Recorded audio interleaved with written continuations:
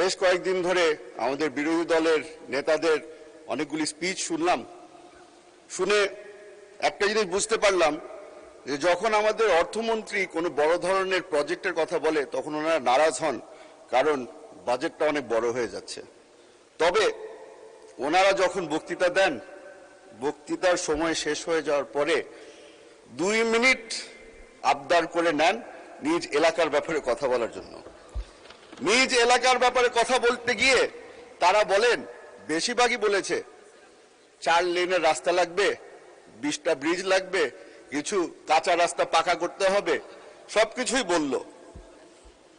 কথাগুলো শুনে মনে হলো উর্দুতে একটা কথা আছে, তুম করো তো চমৎকার, হাম করে তো থাক, আর বললামই না।